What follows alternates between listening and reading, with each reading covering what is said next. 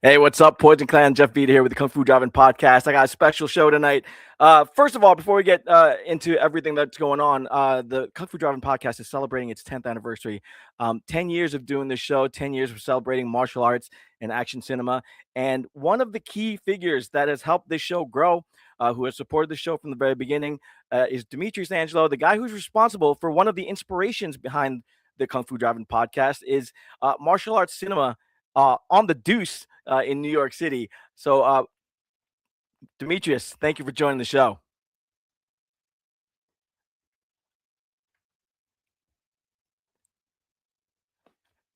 Demetrius, I can't hear you. I can't hear you. 1 2 1 2. There you go. There you go. Okay. Well, I said thank you, sir, for having me, and thank you for being the host of Martial Arts Movie Mayhem, the return of Kung Fu theater to Times Square. Yeah, it's an amazing thing that you're doing. Like I said, it's one of the inspirations behind what this show is built on. Martial arts cinema has had such an impact on pop culture in general, but it had a huge impact on the urban culture specifically. In the 70s and the 80s, when kung fu was it felt like it was all over the place. I grew up in Newark, New Jersey, so kung fu theater was a big deal for me. However, I was a little too young to go into Times Square to go see it. So give me an idea of what the martial arts cinema and kung fu theater meant to the urban population that gave it such a foothold. Well, it absolutely helped shape the culture, starting with hip hop. You have groups called Grandmaster Flash and the Furious Five, right? You have the Wu-Tang Clan, right? So you have this generation of urban culture who saw reflections of themselves being mirrored on the screen, coming obviously, we say brothers from another mother, from Asia, and we basically we identified with the struggle, we identified with the training, we identified with their plight for justice, and we adopted that mentality, we adopted that heroism that we saw on the screen. So basically, those were the first superheroes that we saw, right? We saw them flying through the air, doing these flips. We saw them, performing these superhero like moves where you see it now in like a Dragon Ball Z. We saw it firsthand, right? With the double palm technique, you know, Yep. um, and the training, right? That's where anime gets all its training from. That's where all those chambers come from that Goku trains in. He got it from, kung fu movies. So it was really, really a time to be alive where we would wear the Chinese jackets. We would get the Chinese shoes. Yeah, man. And then you go down the 42nd Street or you go down to Chinatown and then sit through a double feature, you know, between the Kung Fu and the Blaxploitation films. That was the opportunity to see ourselves. And in many of those Blaxploitation films, we had martial arts involved in practically all of them, if you think about it. So it was very heroic. It was something that inspired the culture, and we continue in it today. I feel like we've had a great trade, culturally, as far as our music and the martial arts and so forth. And I love it, and I know a lot of people do, and I just want to make sure it's remembered, and I want to make sure people have the opportunity that's never seen it before to appreciate it. You know, um, what you're seeing behind me is sort of like a collage of Times Square, those theaters. And the theater that we're going to be in is one of those theaters. It's called the Empire. The Empire is a historic landmark, now called AMC Empire 25, but we're still there. So we're going through the portals of time, and we're going to bring back the action of yesteryear, the golden age of Kung Fu theater. Yeah, look at this image on the screen here, That's it. right? That's I it. mean, that was and that was ubiquitous if you were on the Deuce 42nd Street at the time, right? There wasn't I mean, I don't know this firsthand, so I'm going to have to count on you to tell me what it was like. But there were a bunch of theaters that were showing kung fu movies, Yeah, martial arts movies, and action films just constantly. It was like the grindhouse thing, right? absolutely. That those and the black exploitation films and the adult films, but we're not talking about that. Yeah, no, we're not even talking about that. We talking about kung fu. Yeah.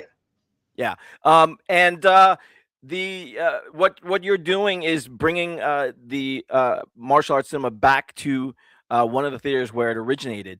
Um, what has the response been to people that you've told that you're going to be doing this? Has it been embraced? Are people excited about what you're trying to do here? Now, for people like me, for fans of the genre, obviously we're going to be super excited about it. But what about the general public out there?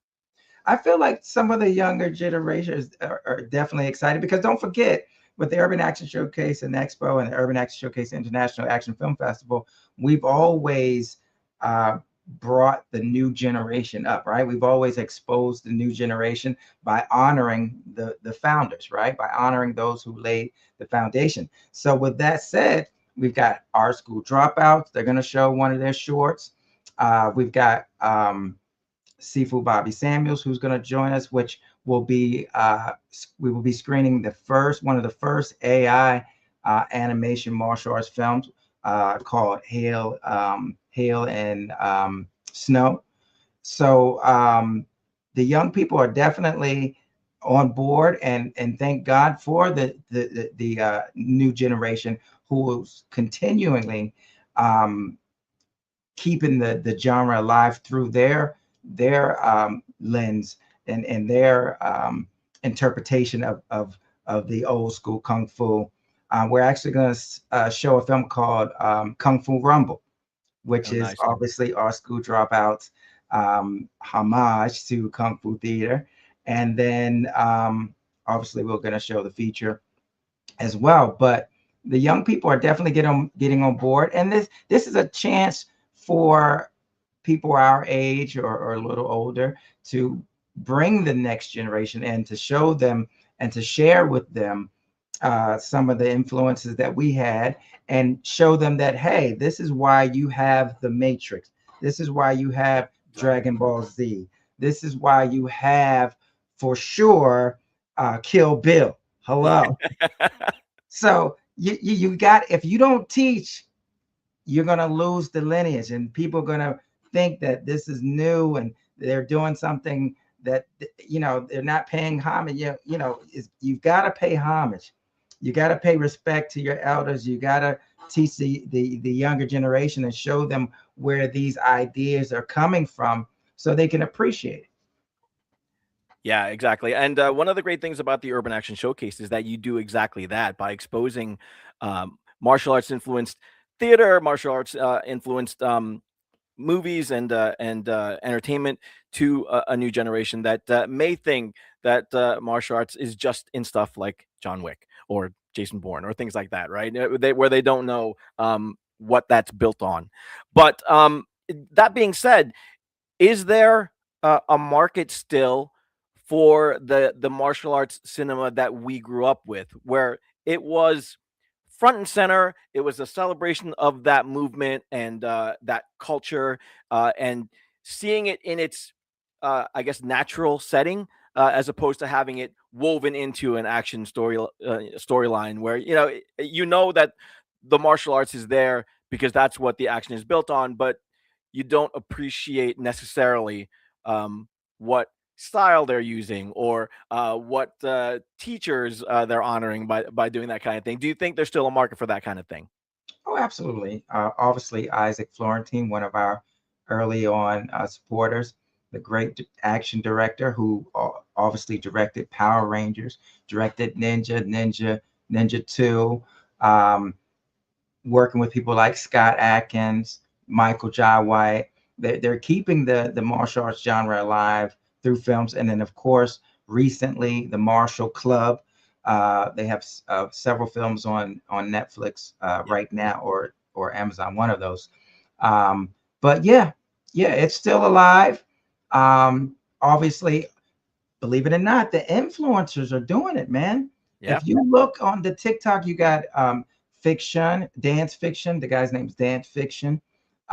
He's got a lot of fight scene content, and it's, again, you've got to let each generation evolve and tell their story and adapt it to who they are, right? Because everything changes, but the roots are still there. You can see it in the choreography, you can see it in the beats, you can see it in the tempo. So people like Amy Johnson, right? A lot of Yep. these young people are keeping it alive, but again, it's not going to be like it was in the 70s, because even the 80s are not exactly like the 70s, and the 90s are not just like the 80s. So everything evolves, but the I feel like the root, right? The root to the fruit, the foundation is still the same. And I feel like, they're doing a good job. Don't forget, in those days, it was only like two, three companies. So Yes. don't look for a whole lot of people, right? You got your Shaw Brothers, you got your Golden Harvest, right? And that was what? A spinoff anyway of Yep. the Shaw Brothers. So don't look for a whole lot of people. Just look for the art, look for, and appreciate the art, and see how it's adapting to the times. Again, I feel that the social media is the most recent adaptation of content, right? That short 15, 30-second, Yep. boom, boom, boom, in your face, right? No story. The storyline, I feel like, no, I didn't want to make a mistake. The Yep. storyline, I should say, is perceived, right? Because you Yep. can perceive the storyline from the fighting. And I feel like that's something they're doing a good job with, for sure. Yeah, yeah. And some of the names you mentioned there that are carrying the flame, Art School Dropouts doing a fantastic job, Marshall Club doing an amazing job. Those guys do a great job of tapping into what came before, and doing what they can to adapt it for a new generation that may or may not be ready for this kind of thing, because they don't know that what they're watching now was built on that. Right. Right. So it's great to see them continuing to do that. So let's step back then. What were some of the foundational films for you as a kid growing up that cemented your appreciation of this art form, and maybe where were some of your heroes growing up? Well, as a Wing Chun practitioner, Descendants of Wing Chun, Yep. Unbeatable Dragon, obviously Warriors 2, Nice. Prodigal Son, you know, those were my jams. But obviously, of course, I love Five Deadly Venoms. Of course, I love, Fist of the White Lotus. Of course, Yep. I love 36 Chambers of Shaolin, aka Master Killer. Of course, I love those. But I also love Challenge of the Lady Ninja. You know what I'm saying? Yeah. I like because again, I'm a martial artist, so I was influenced by what I saw. The martial arts. I was influenced by the training. I between the 70s, watching the 70s, obviously watching a Jim Kelly, right? Tattoo Yeah. Connection, or obviously a Ron Van Cleef, the Black Dragon, a Carl Scott, Sun Dragon. You know what I'm saying? I was influenced to say, okay, I can be a hero too, right? So I I love those films, and Yeah. I love the films that were, I should say, built or influenced by those films, right? What I don't, no, I don't want to go talk about what I don't like. I'm gonna Oh keep no, it. you can go ahead and get into it. No, I don't want to do that. I'll keep it positive. All right. All But right. I'll say what I feel it creates a nice conversation. So, for instance, something like a Kill Bill creates a really, for people who know better. If you don't know better, it'll be confusing. But if you know better, it creates a great opportunity to teach history of films. For instance, Absolutely. Yeah. she's wearing Bruce Lee's tracksuit, She sure is. yet she goes to my man Sonny Chiba to get this Japanese sword. Yet she's got Pai Mei, Yep. Fist of the White Lotus, teaching her kung fu, but she's turning the wrist over Yeah. instead of keeping it straight. So again, you gotta, and then you turn the 100 pace palm to the 5 pace palm. So again, you don't know no better. And if you do know better, you get a little frustrated. I don't like, I love quilts, but I don't like quilts for that. I like Yep. Yep. truth and I like people to know what's going on. And I love people to, and I feel like you need to you need to honor what's going on. And I know that's his way of honoring. Of course, that's what Tarantino does, right? That is his way of honoring it. But for those who don't know no better, they think it's something new. And I feel like you get confused, and I don't want you confused, because obviously Lucy Liu as Lady Snowblood was incredible, Yeah. Yeah. right? Yeah. When she ran across that table and Yep. shot Yep. oh boy, that was it. You see what I'm saying? So Yeah. I understand how he interprets his love for the genre. And for me, that forces me to teach now. And it's okay. I don't mind doing it, but it forces you to do that, or else as a purist or as a martial artist, you'll get a little frustrated, be like, why is he doing that? Because these Yeah. are Yeah. sacred things, if you think about it, Sure. in the realm of the martial arts film culture. You messing with some real stuff here, right? Yeah. Yeah. Yeah. You messing with game. You put the Game of Death tracksuit on her, but yet Yes. you got her Yes. using the Hattori Hanzo sword. Come on now. That was just him trying to put in all of the things that he loved into one film, right? And just trying to, I mean, I can't fault him for trying to cram in as much as he could there, but yeah, it's interesting because when I was growing up watching these films, what I was watching wasn't necessarily real kung fu either, though, right? Because there was wire work involved and people were flying and all that. So Who said that wasn't real? oh well, all right, yeah, I couldn't do it. It's So like the listen, it's like the WWF. Who said it wasn't real? yeah, no, What do that's you true. mean? Listen, we got on the roof. We was jumping off and stuff. We absolutely did, and that's what I was trying to get at. Where you think those free runners came from? Yeah, exactly, exactly. Where All you of that think that stuff. Tony, you couldn't tell Tony Jaa wasn't real. Yep. Yep. You couldn't tell those trickers that wasn't real. That's what I'm saying. Yeah. Yeah. But the watching all of that stuff and watching them do the things that they did, like you said, those were our superheroes. These guys were sticking to walls and they were flying and they were calling energy from nowhere and shooting it out their eyes and their wrists and things like that, right?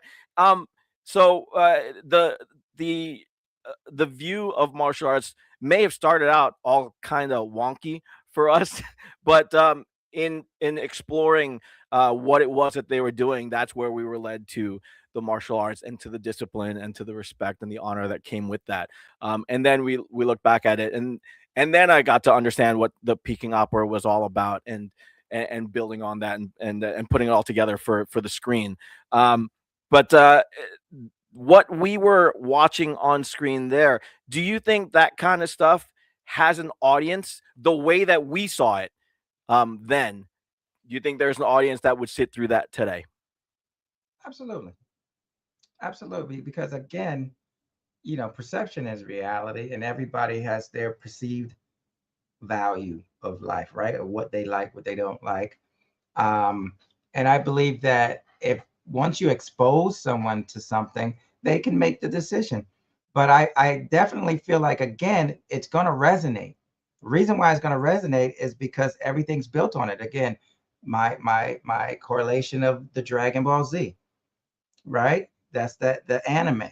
You've got all of this content that is piggybacking on this style. And again, going back to the influencers who do the fight scenes on the TikTok and stuff like that.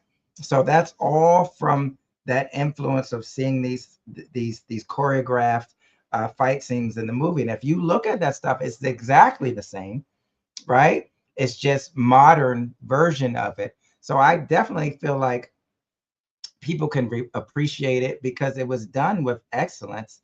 The techniques, the style, the storyline, and just the way the characters were. You know, the reason why the white-haired master is so, revered because Yeah, of his prowess, of his technique and his poise, his character. So I feel like it definitely speaks for itself, and I definitely believe that anyone that gets exposed to it will definitely like it. Now, obviously, my son now, as you've met him through the years, and I want to give you a special thank you online for being with us for so long and supporting us. I believe it's for the full 10 years that you've been in existence, you've supported us. absolutely. Yeah, We're going on 14 this year, and my son grew up in this, and he's become, a person to really appreciate and love these films. Um, and I believe that anyone who gets exposed to it would do it. And you got to understand, this is still part of the fabric of the community. So, for instance, films like The Last Dragon, yes, right? Films like Five Deadly Venoms. It's a cultural phenomenon. You know what I'm saying? That's why it's called cult classic. But in the urban community, it's kind of part of the fabric of the community because, yeah, again, I explained to you about the hip hop, right? When you go into understanding why these groups have these names, it's because of the golden age of kung fu cinema. yeah, yeah. Do you think that there is a director out there, a group out there that may be close to ushering in the next evolution of martial arts cinema for today's fans that would check it out and see what they're putting on screen and be moved the way that we were moved as kids? When you say on screen, are you saying theatrical or on the screens we have today? Because the screens we have True, today are true, different. We very got true. we got the mobile. That's a heavy man. See, we have to. I know we're older, so it's for us. It's we tend to look at things in that lens. But when you do the research, mobile is huge. The social media is huge. Obviously, streaming changed the game. So your Netflix, your Amazons, your Haya, you got a whole network. Haya, Yeah, um, yeah, is focused on that. You know what I'm saying? So I feel that each generation is definitely doing their part. So, for instance, Jackie Chan took what, and Sammo Hung as well, took what they learned, and they didn't keep it. They what adapted it and modified it, right. right? And created something that was genuine and reflected who they were. And that's all we can do is we can ask for people to give us themselves from the roots that they've drawn from, right? So again, Jackie and Samo did it, right? Yep. From coming from the golden harvest and so forth. And you saw what they did with it, right? And then you've got, I feel like people like um, Donnie Yen, right? Right. Right. See, like you gotta show your love. So where you saw Donnie Yen and Kung Fu, excuse me, and Wing Chun with Michelle Yeoh, Yep. right? You saw him in Iron Monkey. Yeah. You see what I'm saying? So we're talking about adaptation. People have to grow.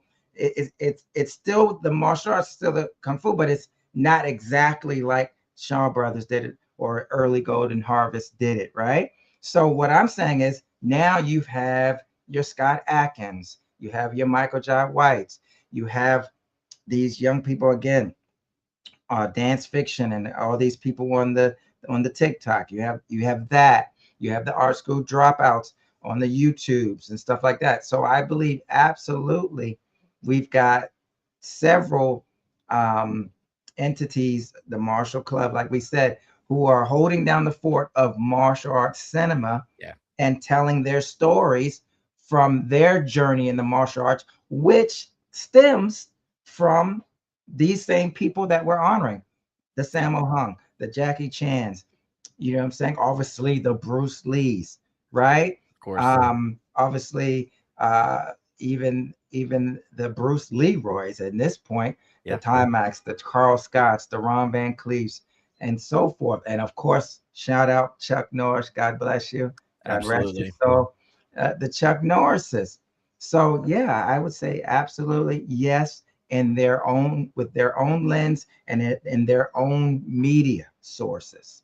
Yeah, and that has not been absent from the traditional screens, because we've had Mortal Kombat come back to the big screen. We've had Warrior on HBO, Into the Badlands, where Oh yeah. the martial arts Oh were yeah. front and center, and those Yes. characters were cool, and they were sexy, and the action was amazing. Midnight Suns. Yes, Midnight Suns. Yeah, yeah. Woo! But I believe, like you, that there is the appetite still there, but it's got to be in the hands of the people who respect what they're building on, and they're going to do their best to do it all justice, right, and do it upright. Yeah, absolutely. Absolutely. So, with that in mind, then talk to me about martial arts movie Mayhem. What was the genesis of this idea? Why was it important for you to bring it back to the Deuce? And tell me about the first event coming up April 18th. Mark your calendars, guys. April 18th.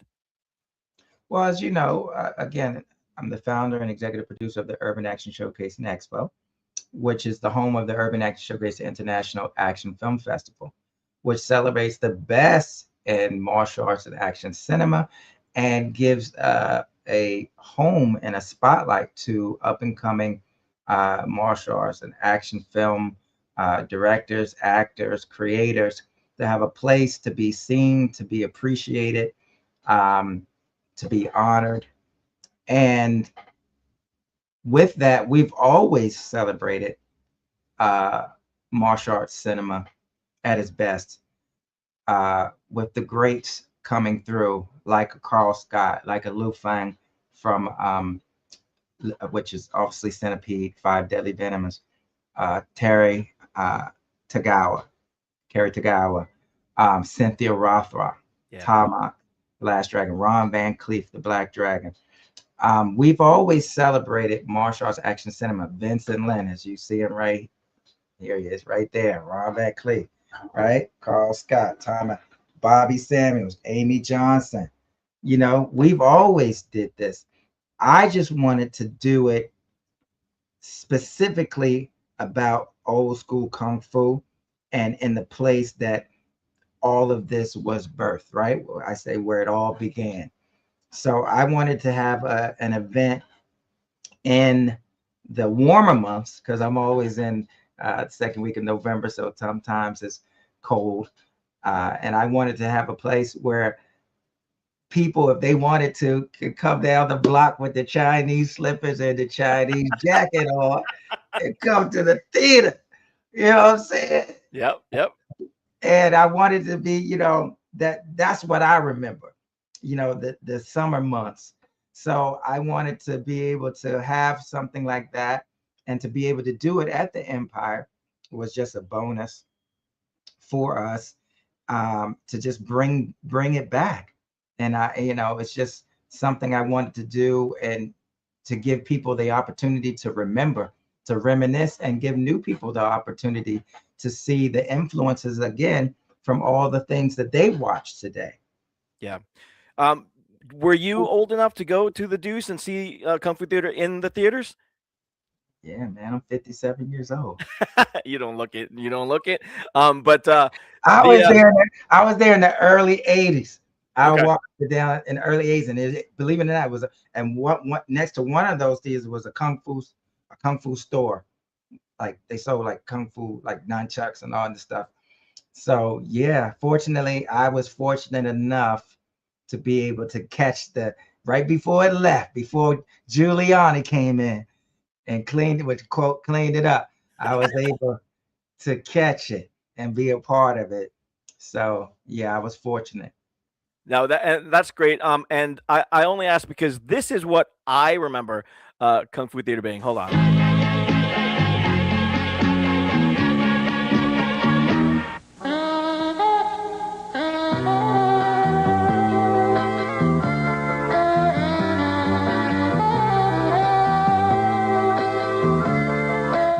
So for those that know, Saturday afternoon at 3 o'clock on Channel 5 in the New York Yes, City sir. tri-state area, Yeah. uh, the drive-in theater came on, and you either got some days you got Abbott and Costello, but most times you got Kung Fu Theater, and there was not a kid in my immediate area that was anywhere but glued to Saturday afternoon Kung Fu Theater, because right afterwards we were out in the parking lot or out in the park, um, pretending to fly, and everybody was had their favorite Venom to be, and you were looking for things to throw like they were Chinese throwing stars, but so that's what it meant to me. But so I understand the appeal. So for people that were able to experience Kung Fu Theater on the Deuce, it has to be kind of special to be able to go back to the Empire and see some of these things on the big screen again.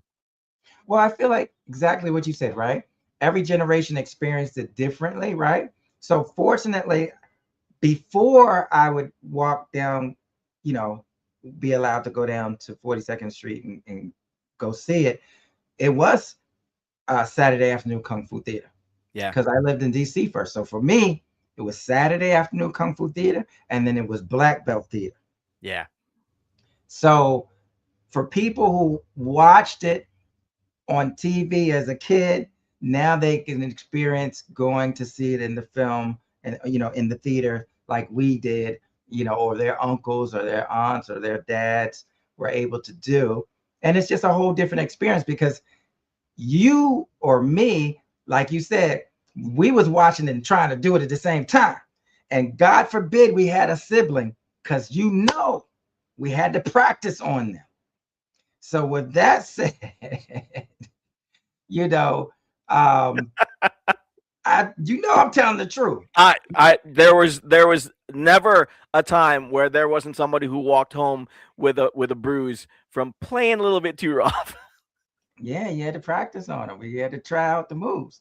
So being able to see this with other people who love it, and it's just to get the reactions and so forth. I feel like it's something that is healing. It's something that again is reminiscent from childhood. It's nostalgic, but it's a great teaching moment as well. Yeah. Let me throw this up here and let's all take a look at this so everybody can get a little bit of the flavor of the martial arts movie. Day afternoon Kung Fu theater to Times Square. The golden age of Kung Fu cinema is back on the Deuce. Step into the action. Step into the showcase. Step into the action. Step into the action. Step into the showcase. Step into the action. Step into the showcase. That's awesome. I would like to thank AI for helping me do the song. You know what I'm saying? I want to appreciate, again, you got to go with you got to go with the flow, man. Everything's not going to be, you got to go with what you got. So I want to, give a shout out to AI for helping me do the song. You're touching on something that could be controversial though, right? I just said what I was going to do. Yeah. I said we're showing what? Hail and snow. Your mic keeps Yep. Hail and Snow, which is an AI martial arts animated film. If you this is what I'll say. You're not arguing with anime. You're not arguing with cartoons. Right. Right. So why are you arguing with AI? If it's telling you this is an AI martial art film, meaning this is the genre of it. This is not an anime. This is not regular animation, but it might be in the vein of animation. It might be in the vein of 2D or 3D cinema. Remember, 3D cinema is different than 2D cartoon, right? So it's just another. I feel like it's just another vehicle of expression. Sure. As long as you're honest with it, right? Yeah. Now, I don't believe it should lie and take other people's stuff without their permission, obviously. But I also feel like it's a tool to get people to want to find out what's going on. For instance, all the AI videos now, you've got Bruce Lee fighting Jet Li, you got Bruce Lee fighting Donnie Yen, right? You've got all the Dragon Ball Z people fighting each other. You've got Schwarzenegger fighting a Predator, right? Yep. So I feel like you need teaching moments, right? So somebody at some point is going to say, oh, did you see this movie though? Did you see this movie? Let me introduce you to Ip Man. Let me introduce you to Game of Death. Let me introduce you to Fist of Fury. You see what I'm saying? Yeah, so and that's be a hater. Yeah, that's definitely a key point, because there isn't a single one of us who have asked that question. Who would win in a fight, Bruce Lee or Jackie Chan? Who would win in a fight, Jet Li or Donnie Yen? And we weren't going to see those in any way, but I don't think anyone's looking at it. Not older people for sure. I don't think anyone that knows any better is looking at it like that. I think we're just looking at it as entertainment, because by no means am I looking at it this as authentic. Absolutely. I'm just impressed that's the key with the fact that they look like the people and that they're able to move in a basic way that looks pretty cool. And I'm like, oh, okay, that's cool. But by no means, I'm sure you've seen the UFC ones, right? Yep. By no means am I believing that this is what the goal is, right? Right. At all. I feel like that's just archaic for anyone that has any sense to believe that this is the outcome, right? It's almost like playing a video game. Exactly. Yeah. Right? You have these figures in a video game, and you're just playing the game, and that's it. That's how I see it. And I feel like anyone that has any familiarity with it knows better. Yeah, and what you said, I think, is the key point there. As long as you're not looking at this as anything that is authentic, but it piques that curiosity where you want to know more about the people that are featured there. Exactly. And you go to the authentic source and you find what they were trying to elicit by putting that stuff together, right? And that's where that teaching moment comes in. Absolutely. But let's get back to what you'll be covering at your event, Martial Arts Movie Mayhem. Let's go through the list. Talk about what people can expect to experience when they come join you at Martial Arts Movie Mayhem. Okay, well, that's just exactly what it is. It's an experience. So yeah. So what's going to happen is we're going to have some trivia contest, and you're going to have to use your martial arts skills. So, you can't just yell out. You got to throw the palm strike some so we can see, your skill set for me to pick you. You know what I'm saying? And see if you got the answer right. You know what I'm saying? So we got the martial arts trivia. Obviously, we got the raffles. We're doing giveaways as well. We're going to have the step and repeat up, where you can do a photo experiences with that you can share on social media and so forth. You can do single photo, or you can do the GIF. That means you could change poses. You get 4 poses to change. Bop, bop, bop. So that right there, that's going to be hot. And then we're going to have a Kung Fu pose down showdown. Nice. And the audience is going to pick, baby, what's the best pose. Come on. That's what we do anyway as martial arts, right? Oh, yeah. You've been to Urban Action. Yep. What we doing when we do the photo shoot? We getting in our stand.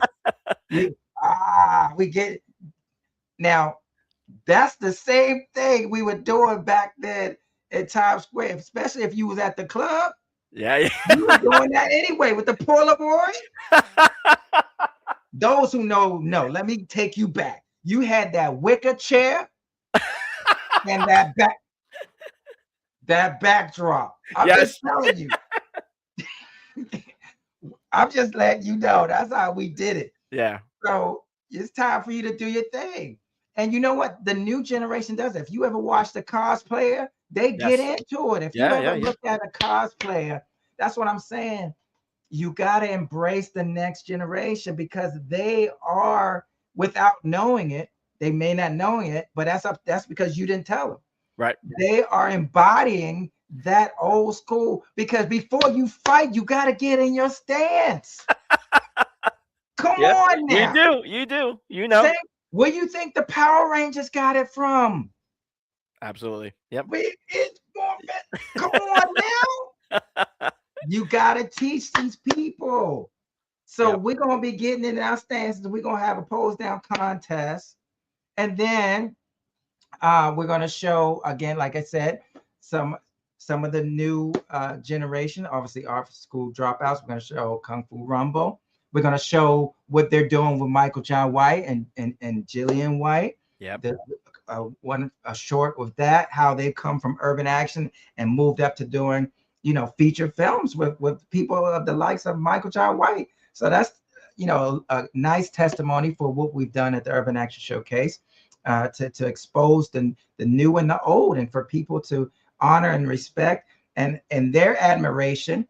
Right. It first started with Bobby Samuels. They admire him for Gambling Ghost, working with Sammo Hung, and they did a project with Bobby Samuels. Then obviously Michael John White, and Michael saw him, was like, okay, let's do something. And they did a project with Michael John White. So there's a place for growth. There's a place for your own expression. There's a place, as long as you're humble and you pay your homage, you pay your respects. It's going to intertwine, and it's going to bring you together, and opportunities are going to come to pass.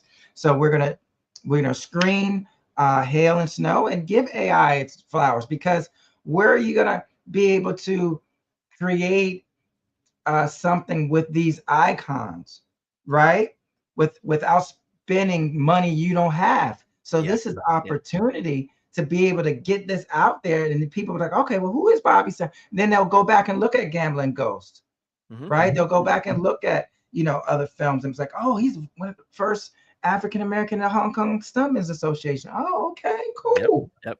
So we're gonna show those films, and then of course we're gonna have the feature presentation, and then we're gonna show Warriors 2, and then we're gonna have a discussion with the likes of Rick Myers, which is a phenomenal historian of the martial arts. Absolutely, yeah. Director Warrington Hudlin, which is huge martial artist, but he produced, directed a Boomerang, and stuff like that. Back House Party. Yep. Back in the day. We're gonna be with Sifu Carl Albright. That brother is the master of many styles of kung fu. Yeah. We'll have obviously yourself, and we're gonna have who else we're gonna have? So Warrington, Carl Albright, obviously Bobby Samuels, yourself, and Rick Myers. Yes. And we may have one more, but we're gonna have a discussion with the audience. It's going to be an inclusive discussion with the audience. Find out when did they first see this film, if they saw it before. When was their first experience in Times Square?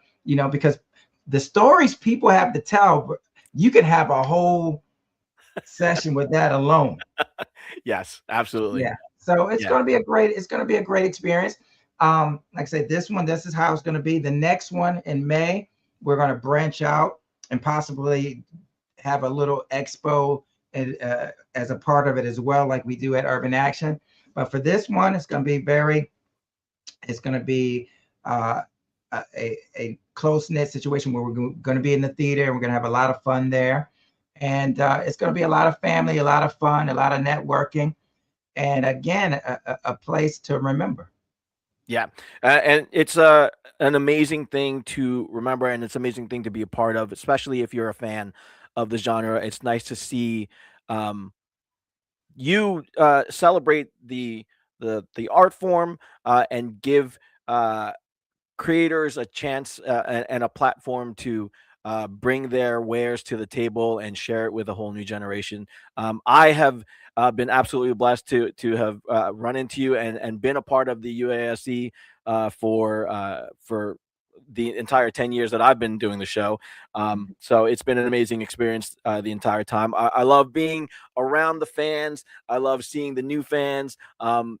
Seeing younger fans walk into the theater and come out with their minds literally blown because of what they just saw on screen is it's always a good it's always a good feeling to know that there are still kids out there that are going to get a seed of what we experienced back in the kung fu craze and hopefully continue that. But like you said, there are a lot of people out there that are still doing it, and hopefully it's going to continue to evolve. And we may not experience that golden age of kung fu again, but as long as the seeds of it are still there and people are building on it and building greater and greater things with it, then kung fu is never going to die, right? Absolutely, absolutely. Kung Fu lives in you.